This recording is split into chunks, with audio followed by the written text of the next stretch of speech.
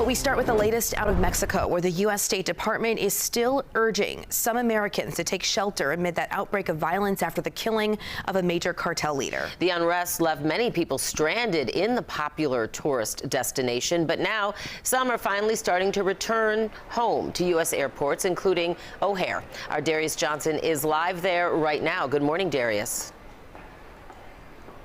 Hey there, ladies. Good morning to you. At least for right now, U.S. officials are still urging people to proceed with caution, especially Americans that are still in several portions of those Mexican states after a weekend of violence. One thing that I can say this morning is it appears that those travel operations are somewhat back to normal. We know flights are now departing from Chicago O'Hare to Puerto Vallarta, at least two so far this morning, one from United, one from American. And we know flights are also leaving from Puerto Vallarta as well, bringing passengers back home. We had a chance to speak to some of them last night who tell us that they were thrilled to be back here in Chicago. Now, the U.S. Department of State says that many areas of Mexico have returned to normal after widespread unrest.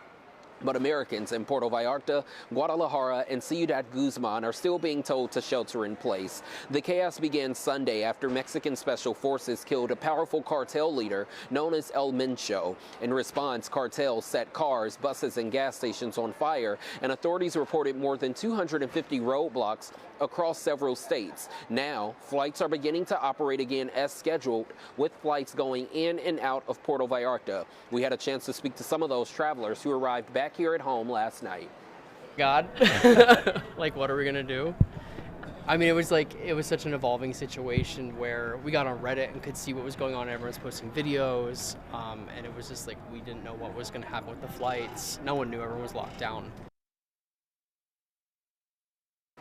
Now, the U.S. Embassy is encouraging Americans in those impacted areas to make sure that they monitor official sources and try to avoid misinformation. Some of the travelers who we spoke to who got off of that United flight last night told us one of the hardest parts while being told to shelter in place was not really getting a lot of news or information about what was happening right there in Puerto Vallarta or in Guadalajara. So they were only hearing what was happening based off of relatives or family or friends who were reaching out to them, worried about their safety. We're live here at Chicago O'Hare this morning. I'm Darius Johnson.